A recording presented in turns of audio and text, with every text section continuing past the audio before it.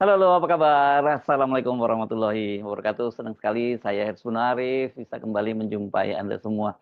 Dalam beberapa hari terakhir ini, pekan-pekan ini kita betul-betul hiruk pikuk ya. Jadi sampai akhir pekan pun ini hari Sabtu, hari Ahad masih banyak berita-berita yang sangat hot. Dan salah satunya itu sebenarnya ini ada juga berita yang sangat hot, tapi kemarin ketutup ya kasus abolisi dan amnesti yang diberikan kepada Thomas Lembong dan Hasto Kristianto. Ini soal langkah atau kebijakan baru dari Badan Pelaksana Danantara yang baru saja menerbitkan SK penghapusan insentif, tunjangan, dan tantiem. Tantiem itu bonus tahunan untuk Dewan Komisaris itu di BUMN dan anak-anak usaha BUMN. Surat keputusan yang ditandatangani Kepala Badan Pelaksana Danantara Indonesia, itu Rosan Roslani ini sangat mengejutkan ya kalau meminjam istilah anak-anak sekarang ini seperti plot twist gitu. Sebuah alur cerita tidak terduga tiba-tiba berubah dan kemudian tidak diantisipasi oleh pembacanya gitu. Tapi kali ini tampaknya yang tidak mengantisipasi dan tidak menduga adalah mereka-mereka yang jadi komisaris utama maupun komisaris di BUMN, terutama yang baru saja diangkat jadi komisaris utama maupun komisaris di BUMN. Keputusan ini membuat mereka-mereka yang tadinya itu bakal hidup nyaman, tenang karena bisa mendapatkan penghasilan sampai miliaran per bulan. Anda nggak salah kalau saya nyebutnya per bulan tuh miliaran, kalau apes-apesnya ratusan juta gitu. Ini nggak bakal sampai seperti nggak segede itu. Karena yang gede kan bukan gajinya tapi tantiemnya, fasilitas dan sebagainya gitu. Dan tentu saja ini yang sangat tidak menduga itu adalah komisaris utama maupun komisaris yang baru diangkat dan banyak di antara mereka itu adalah relawan, buzzer, bahkan belakangan ada tukang survei di eranya Jokowi. Coba kalau Anda perhatikan bacaan-bacaan di media sosial kan dan juga media-media online, banyak sekali loh orang-orangnya Joko Widodo itu yang baru saja masuk menjadi komisaris. Salah satunya yang paling pasti yang paling kontroversial adalah Sylvester Matutina yang jadi komisaris di Food ID. Kemudian Ade Armando, wah keren ini, dia komisaris di PLN ya, ini di Indonesia Power kalau tidak salah jabatannya. Dan yang terbaru itu yang baru bulan ini ya, oh sekarang udah Agustus ya, bulan kemarin bulan Juli itu yang ada dua pemilik survei atau netizen nyebutnya tukang survei, yakni Denny JA yang dia itu adalah LSI Denny JA itu diangkat menjadi komisaris utama PT Pertamina Hulu. Dan kemudian ada Kodari dari Indobarometer yang juga dia di situ diangkat sebagai komisaris di PT Pertamina Hulu. Dan kalau Kodari ini sekarang kan jadi wakil kepala KSP ya, kepala staf kepresidenan di situ. Jadi bayangkan ada orang yang biasa melakukan survei-survei tiba-tiba urusan ditempatkan di Pertamina Hulu. Pertamina Hulu ini kan bagian dari eksplorasi ya.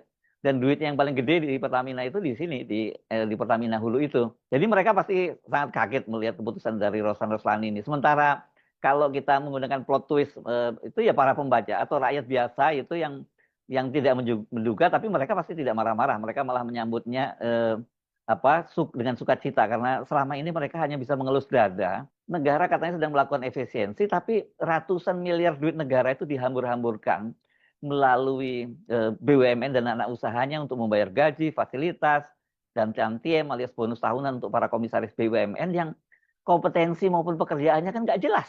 Dan itu layak dipertanyakan.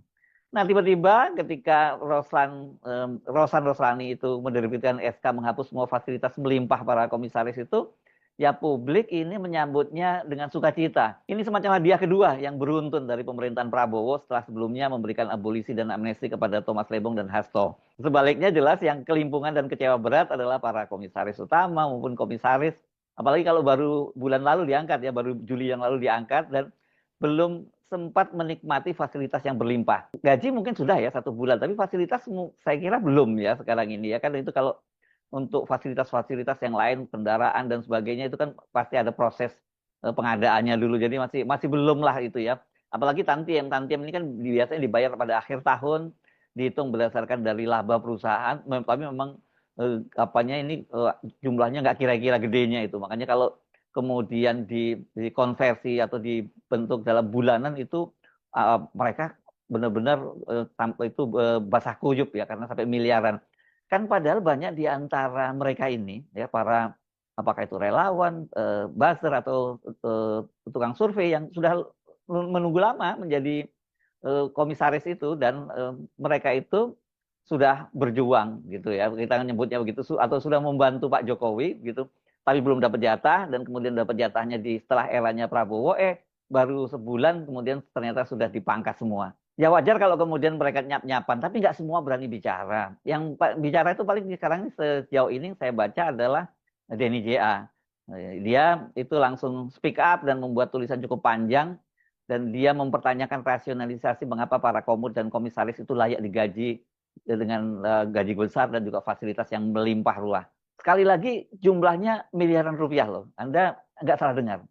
Komut BUMN itu imbalannya memang bisa sampai kalau kemudian digabung-gabungkan semuanya itu per bulan bisa miliaran. Paling kecil itu juga sekitar ratusan juta. Tapi kalau ada juga sih yang ya ini paling klasteri lah ya kalau cuma dapat puluhan juta. Itu dia anak cucu perusahaan BUMN. Tapi itu pun kalau dibandingkan dengan para pekerja biasa gitu ya. Kelas manajer bahkan kelas direktur utama pun ini gaji mereka masih lebih gede gitu. Apalagi untuk para pengangguran ini pasti bikin bikin ngiler nggak karena bukan bikin ngiler sih malah bikin marah ya karena mereka masih mempertanyakan apa sih kerjanya sebagai seorang direksi dan kemudian kalau ditanyakan kompetensinya apa urusannya survei dengan Pertamina Hulu yang bagian dari eksplorasi minyak itu dan kemudian atau ID Food dengan buzzer seperti yang didirikan jabatannya oleh Sylvester Matutina misalnya yang kuliahnya pun nggak jelas ya kalau kuliahnya pun di Ruko gitu. Keputusan itu ditandatangani oleh Rosan Roslani pada tanggal 31 Juli. Jadi timelinenya bersama dengan keputusan abolisi dan amnesti, hanya beda hari. Ini saya bacakan untuk Anda ya keputusannya, kenapa kemudian menjadi geger ini. Di sini suratnya tertanggal 30 Juli. Oh ya, tanggal 30 Juli. Jadi hampir sama lah ya dengan waktu proses pemberian amnesti dan abolisi itu. Dan perihalnya adalah pemberian tamtim, insentif, dan atau penghasilan dalam bentuk lainnya kepada direksi dan Dewan Komisaris BUMN dan anak usaha BUMN. Jadi suratnya itu kepada direksi dan komisaris BUMN dan anak usaha BUMN, daftar terlampir, ini panjang banget daftarnya. Merujuk pada perihal sebagaimana di atas, kami dengan ini menyampaikan hal-hal sebagai berikut. Satu, dengan telah diundangkannya Undang-Undang Nomor 19 Tahun 2003 tentang Badan Usaha Milik Negara sebagaimana telah beberapa kali diubah terakhir dengan Undang-Undang Nomor 1 Tahun 2025, pengelolaan terhadap BUMN, investasi dividen yang berasal dari BUMN dan operasional BUMN sepenuhnya merupakan kewenangan BPI Danantara, holding operasional dan holding investasi. Dua, dalam rangka menerapkan standar tata kelola perusahaan yang baik dan berlaku level nasional maupun internasional untuk menjaga kepentingan BUMN dan semua pemangkuan kepentingan, pemangkuan ya, mestinya pemangku kepentingan saya kira harusnya ya. Kami menetapkan bahwa A, untuk anggota direksi BUMN dan anak usaha BUMN, pemberian tamtim insentif, baik dalam bentuk insentif kerja, insentif khusus, dan atau insentif jangka panjang, dan atau penghasilan dalam bentuk lainnya, yang dikaitkan dengan kinerja perusahaan harus didasarkan pada laporan keuangan yang sebenar-benarnya dari hasil operasi perusahaan yang merefleksikan kegiatan usaha yang berkelanjutan, serta bukan merupakan hasil aktivitas semu pencatatan akuntansi, laporan keuangan seperti namun tidak terbatas pada pengakuan pendapatan sebelum waktu dan garis miring atau tidak mencatatkan beban untuk memperbesar laba perusahaan. Ini apa financial engineering dong ini ya. Itu ya. Jadi financial statement, fraud maupun manipulation. Dalam hal terdapat hasil usaha yang sifatnya one off sebagai contoh revalue aset, penjualan aset, kemudian kuasi reorganisasi dan sejenisnya atau windfall, maka harus dikeluarkan dari perhitungan. Sedangkan untuk anggota Dewan Komisaris, nah ini yang penting ini, dan BUMN dan anak usaha BUMN tidak diperkenankan mendapatkan tantiem insentif baik dalam bentuk insentif kerja, insentif khusus, dan atau insentif jangka panjang, dan atau penghasilan dalam bentuk lainnya yang dikaitkan dengan kinerja perusahaan. Hal sebagaimana dimaksud huruf A dan B berlaku sejak tahun buku 2025. Ditandatangani oleh Rosan Perkasa Roslani, Kepala Badan Pelaksana, tembusannya kepada Menteri Badan Usaha Milik Negara, Dewan Pengawas BPI Danantara, dan Deputi Bidang SDM, Teknologi dan Informasi Kementerian BUMN. Ya ini berarti vonis mati ini ya kalau untuk keputusan ini ya. Apa konsekuensinya? konsekuensinya mereka hanya menerima gaji, sementara fasilitas dan lainnya dan tantiemnya itu hilang nih. Padahal kan yang bikin penghasilan para komisaris dan komisaris utama itu membengkak sampai mirip logo gajahnya PSI itu, gedenya begitu ya. Ya fasilitas-fasilitas dan tantiem itu.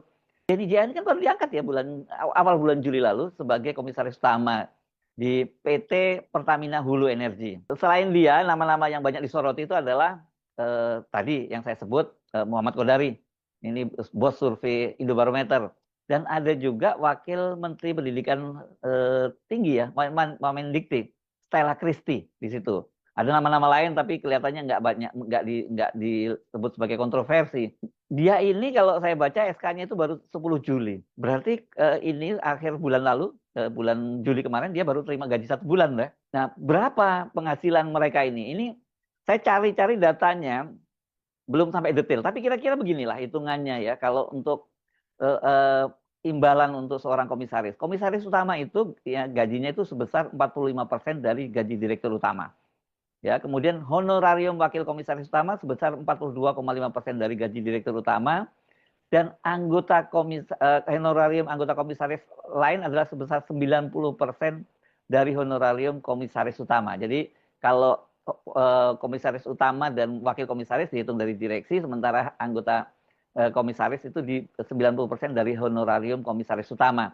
Kemudian yang keempat ada THR keagamaan, kemudian 5 tunjangan perumahan, 6 asuransi purna jabatan. Rupanya dapat asuransi purna jabatan juga. 7 fasilitas kendaraan, 8 fasilitas kesehatan, 9 fasilitas bantuan hukum. Selain itu untuk tantiem insentif kerja atau insentif khusus Dewan Komisaris Pertamina itu diberikan menurut penetapan rapat umum pemegang saham atau RUPS dalam pengesahan laporan. Yakni kalau tantiem komisaris utama itu sebesar 45% dari tantiem direktur utama. Sementara tantiem wakil komisaris sama itu komisaris utama 42% dari tantiem direktur utama, dan tadi sama juga tantiem anggota komisaris lainnya 90% dari tantiem komisaris utama. Dan itu biasanya diberikan dalam insentif jangka panjang berdasarkan persetujuan RUPS dan insentif jangka panjang untuk anggota direksi dan dewan komisaris dalam bentuk saham dan atau uang tunai. Ini kalau lihat Pertaminanya ini ya, Pertaminanya itu gede banget loh untuk komisarisnya itu ya. Kompensasinya itu sebesar untuk tahun 2023 saja itu sekitar 342 miliar. 342,7 miliar lah ini. Kalau di kursnya pada waktu itu masih 15.700-an ya. Itu untuk direksi dan personal kunci lainnya. Sementara untuk komisaris itu mencapai sekitar 800 miliar. Ini dibagi berapa orang komisaris itu ya. Karena ada 7 orang anggota komisaris Pertamina. Jadi kalau masing-masing itu dibagi sama aja hasilnya, itu penghasilan mereka itu sekitar 115 miliar per tahunnya. Jadi tinggal Anda hitung kalau dibagi 12 bulan kompensasi bagi komisaris Pertamina, tapi dibagi rata ya kan sebenarnya, tapi kan beda-beda, ada komisaris utama, wakil komisaris utama, ada komisaris tuh mereka 1 bulannya itu 9,6 miliar. Itu bayangkan sekarang Iwan Bule ini ya, dulu ini posisi yang dijabat oleh Ahok. Ya kalau Pertamina Hulu saya kira lebih rendah dari ini, tapi tetap gede karena Pertamina Hulu ini salah satu andalan dari Pertamina ya. Nah, sebagai pembanding begini deh, kalau Anda mau, ada juga misalnya ini komisaris Grace Natali ya, politisi PSI itu. Dia kan jadi komisaris di Mind ID. Jadi dia ini kalau hitung-hitungan gajinya ya. Ini gaji ya, kalau gaji direktur utamanya itu mencapai 325 juta per bulan dan kemudian komisaris utamanya 146,25 juta per bulan, itu pendapatan gajinya saja orang seperti Grace Natali itu mencapai 131,65 juta. Itu baru gaji ya. Ini kan belum tadi yang tantiem, insentif dan sebagainya. Kalau nggak salah saya baca mungkin bisa 1,8 miliar waktu itu angkanya. Tolong dikoreksi kalau salah, ingatan saya seperti itu. Nah tapi ini misalnya ada lagi orang seperti Ade Armando. Ade Armando itu ya kita tahu lah posisinya. Dia memang seorang dosen dan sebagainya, tapi dia lebih dikenal sebagai buzzer juga, diehardnya Pak Joko Widodo itu. Ini pada tahun 2024 ini karena dia di PLN Nusantara Power ini ya. Jadi masing-masing itu honorariumnya saja itu disebutnya honorarium ini ya. Per bulannya itu 106.920.000. kemudian tunjangan transportasi per bulan 21.384.000, tunjangan komunikasi per bulan 1 juta, THR 106.920.000. Nah, tantiemnya yang gede 393.96375 hingga 673.879 juta rupiah. Jadi kalau di total-total ya mendekati 1 miliar juga penghasilannya. Itu kalau tambah macam-macam ya. Tapi kalau gaji saja tetap saja honorariumnya disebut tadi sampai 106 juta per bulannya. Jadi ini kalau untuk angkat UMR di Jakarta itu bisa menggaji sampai berapa orang ini? Sekitar bisa 15 sampai 20 orang. Di Jakarta berapa ya? 5,5 juta ya UMR-nya. Jadi tetap saja para komisaris ini dengan kerjaan yang tidak jelas gajinya gede banget gitu ya. Jadi kalau sekarang ini kemudian dihapus semua tunjangan-tunjangan, ya mereka pasti jengkel, marah gitu, tapi sementara publik pasti akan sangat senang gitu. Makanya saya sebut ini jadi kayak plot twist gitu ya. Nah, sekarang ini kemudian kita masuk soal Denny JA ya. Denny JA ini kan kemudian dia protes lah gitu. Ini buat tulisan panjang, ini banyak dimuat di berbagai media dan di grup-grup WhatsApp dimuat ini. Dia kan sekarang menjabat sebagai komisaris utama PT Pertamina Hulu Energi. Dan kata dia menduga kebijakan tersebut yang diambil oleh Danantara mengambil rujukan sistem tata kelola korporasi di negara-negara penganut one tier board seperti Amerika Serikat dan Inggris yang berbeda dengan sistem two tier board yang digunakan formal di BUMN Indonesia. Dan menurut dia, sistem two tier board itu Dewan Komisaris BUMN tidak hanya berperan pasif tapi aktif dalam komite audit, manajemen risiko, transformasi digital, ESG hingga pengendalian internal serta memikul risiko hukum setara dengan direksi.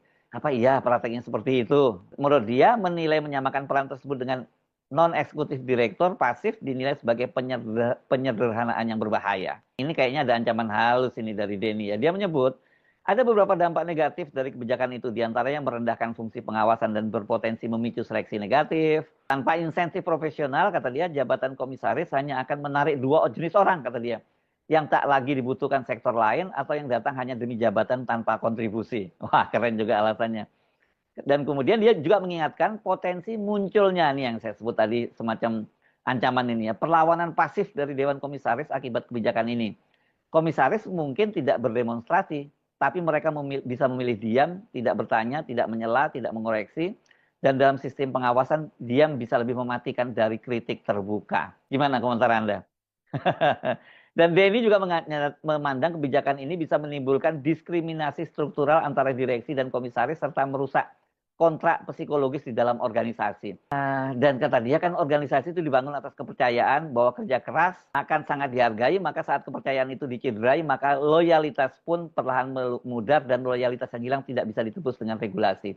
Persoalannya sekarang itu justru yang kepercayaan yang hilang itu dari publik karena melihat prakteknya orang ditempatkan sebagai komisaris dan atau apalagi komisaris utama nggak berdasarkan kompetensinya, lebih berdasarkan pada kedekatan dan harus diakui ternyata yang banyak sekali mendapat jabatan ya orang-orang yang dekat dengan Joko Widodo. Denny Jaya misalnya, ini dikenal dia sejak lama ini survei-surveinya ya selalu mendukung pemerintahannya Joko Widodo. Dan ini belum lama ini, baru pekan yang lalu kalau tidak salah dia itu mempublikasikan hasil survei yang menyatakan bahwa 72,6% kalau tidak salah katanya publik itu tidak percaya bahwa ijazah Jokowi itu palsu. Dan orang waktu itu banyak yang sinis karena data menunjukkan berbeda. Misalnya ini kalau polling, tentu polling itu nggak menggunakan metode ilmiah. Iwan Fals itu dia membuat polling dan ternyata 72% menyatakan itu palsu gitu. Nah, tetapi yang saya kira cukup terukur dan ini bisa lebih real. Ini berkaitan dengan apa yang dilakukan oleh drone emprit yang memantau percakapan di media sosial. Itu mayoritas mereka lebih percaya kepada Roy Suryo dan kawan-kawan ketimbang kepada Joko Widodo. Jadi dari sini saja kita lihat dia sampai titik-titik terakhir masih terus membuat narasi-narasi ya pencitraan untuk Joko Widodo yang secara ilmiah itu dipertanyakan. Jadi ya orang tidak terlalu salah kalau menganggap itu merupakan balas budi, tapi itu pun terlambat. Karena sebenarnya pada tahun 2020, tidak lama setelah Joko Widodo itu terpilih menjadi presiden untuk periode yang kedua, itu bocor ini percakapan WhatsApp antara Denny JA dengan Menko paling berkuasa pada waktu itu, yakni Luhut Panjaitan. dia rupanya mau ngechat, mengirim WA ke Luhut Panjaitan, tapi salah dia mempostingnya di grup WhatsApp, dan itu kemudian bocor kemana-mana. Ini banyak sekali yang masih menyimpan ini, apanya, WhatsApp-nya dari Denny J.A. karena harusnya ke Luhut kok dikirim ke grup WhatsApp yang bernama Tokoh Nasional, dan di situ kan banyak sekali tokoh-tokoh nasional ya. Dan ini WhatsApp-nya begini bunyinya. Komandan Pak Luhut yang baik, semoga tahun baru membawa berkah baru. Follow up yang sudah kita diskusikan tempo hari, masih adakah kemungkinan dan kabar soal kemungkinan saya menjadi komisaris di Inalum? Sudah ada jawaban dari Erick Thohir, saya cepat belajar dan get things done. Banyak yang bisa saya kerjakan di sana untuk mengeksplor soal tambang kita, menarik investasi, termasuk menstimulasi kepala daerah, atau menstimulasi kepala daerah wilayah tambang yang banyak juga sudah saya menangkan selama di LSI. Komandan dapat meyakinkan Erick Thohir atau Jokowi. Saya bisa membantu Komandan soal investasi, soal tambang di posisi komisaris. Terbukti pula saya sudah berhasil membantu Komandan ikut memenangkan Jokowi 2 kali. Nah ini menarik, ini 2014, 2019. Sangat ditunggu arahan Pak Luhut berikutnya. Denny ini terus di sini ditambahin ini karena diambilnya dari grup tokoh WhatsApp. Denny J.A. di grup tokoh nasional jam 7.08 WIB tanggal 14 Januari tahun 2020. Pada waktu itu katanya dia malah tidak menjawab, malah menjawabnya dengan puisi, kalau nggak salah seperti itu. Jadi kalau lihat jejaknya, ya memang Denny J.A. ini dipilih menjadi komisaris itu, ini hutang lama dari Jokowi kah kira-kira yang baru dibayar sekarang di eranya Pak Prabowo, ya karena memang di eranya Pak Prabowo kan Pak Jokowi itu masih terus bisa cawe-cawe menempatkan orang-orangnya di posisi komisaris dengan tanpa memperhatikan soal kompetensinya dan sebagainya. Tiba-tiba sekarang ini baru 1 bulan diangkat menjadi komisaris utama, malah sudah dihapuskan berbagai tunjangannya. Mungkin kalau buat Anda lihat gaji ratusan juta, ya itu masih tetap ngiler. Tapi buat seorang Denny J.A. saya kira angka seperti itu sangat kecil buat dia, makanya dia langsung protes tuh. Tapi saya kira kalau ini, saran saya Denny melakukan lagi survei ini. Apakah publik setuju tidak remunerasi, insentif dan tunjangan lain dari para komisaris utama dan komisaris BUMN itu tetap dihapuskan atau tidak? Saya kira tanpa mendahului hasil survei itu, pasti mayoritas akan menyatakan setuju. Saya sebenarnya Arif, sampai jumpa lagi. Wassalamualaikum warahmatullahi wabarakatuh.